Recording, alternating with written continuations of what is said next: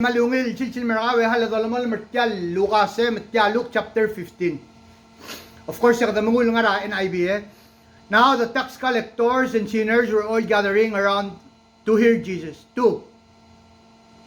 But the Pharisees and the teachers of the law muttered, "These men welcome the sinners and eat with them." 3. Then Jesus told them this parable. 4. Suppose one of you has 100 sheep and loses one of them. Doesn't he leave the 99 in the open country and go after the lost sheep until he finds it? 5. And when he finds it, he joyfully puts it on his shoulder. 6. And goes home. Then he calls his friends and neighbors together and says, "Rejoice with me, I have found my lost sheep." 7. I tell you that in the same way, there will be more rejoicing in heaven over one sinner who repents than over 99 righteous persons who do not need to repent. 8. Or suppose a woman has 10 silver coins and loses one. Doesn't she light a lamp, sweep the house, and search carefully until she finds it? 9. And when she finds it, she calls her friends and neighbors together and says, "Rejoice with me, I have found my lost coin." 10. In the same way, I tell you, there is rejoicing in the presence of the angels of God over one sinner who repents. Kyagi damla subada edari si selam elem saat kyagi da verse Luke 15:10 akmulas morinya tumutum ma ar anghela mo oldang radios se talobul awan el sinner el volumra radios. When one gets saved, kyagi da mo happen. In the same way, I tell you, there is rejoicing in the presence of the angels of God over one sinner who repents. Yeah. Tell me sila nga kamera, mga ka. Amalim ray malekal gohim. Dahil girekal kasiba, di mo kasiba.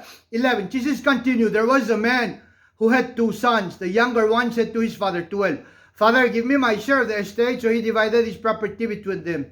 13. Not long after that, the younger son got together all he had, set off for a distant country, and there squandered his wealth in wild living. 14. After he had spent everything, there was a severe famine in that whole country, and he began to be in need. 15. So he went and hired himself out to a citizen of that country, who sent him to his fields to feed pigs. 16. He longed to fill his stomach with the pods that the pigs were eating, but no one gave him anything. 17. When he came to his senses, he said, "How many of my father's hired servants have food to spare, and here I am starving to death." 18. I will set out and go back to my father and say to him, "Father, I have sinned against heaven and against you." 19. I am no longer worthy to be called your son. Make me like one of your hired servants. 20. So he got up and went to his father. But while he was still a long way off, his father saw him and was filled with compassion for him. He ran to his son, threw his arms around him, and kissed him. 21. The son said to him, "Father, I have sinned against heaven and against you. I am no longer worthy to be called your son." 22.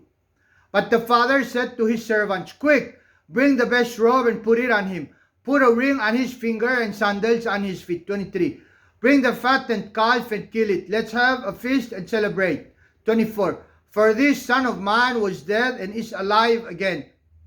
He was lost and is found. So they began to celebrate. 25. Meanwhile, the older son was in the field. When he came near the house, he heard music and dancing. 26. So he called one of the servants and asked him what was going on. 27. "Your brother has come," he replied, "and your father has killed the fattened calf because he has him back safe and sound." 28. The older brother became angry and refused to go in. He became angry based at tinggal ang servant. 27. 26. So he called one of the servants and asked him what was going on. Gal servant, already firing. 27. "Your brother has come," he replied, "and your father has killed the fattened calf because he has him back safe and sound." 28. The older brother became angry and refused to go in. So his father went out and pleaded with him. 29. But he answered his father, "Look, all these years I've been slaving for you and never disobeyed your order."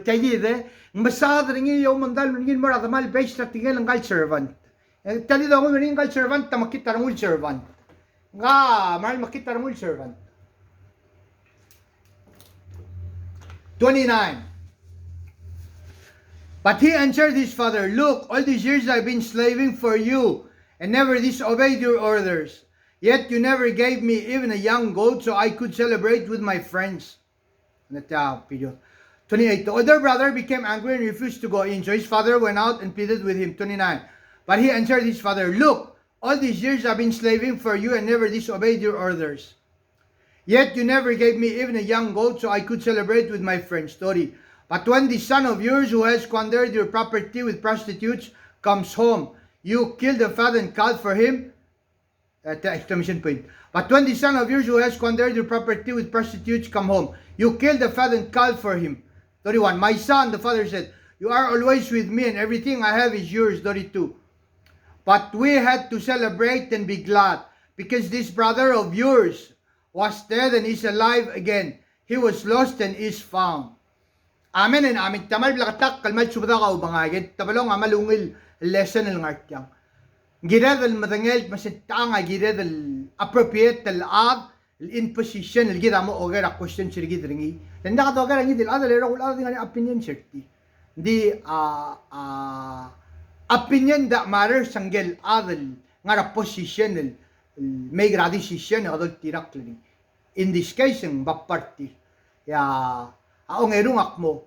What kind of servant are we? Kau mga kaduwang aral adra omasyo.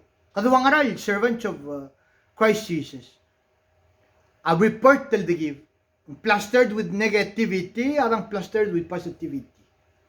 Wrapped in negativity, arang wrapped in positivity. Sige dadek kalabay yung.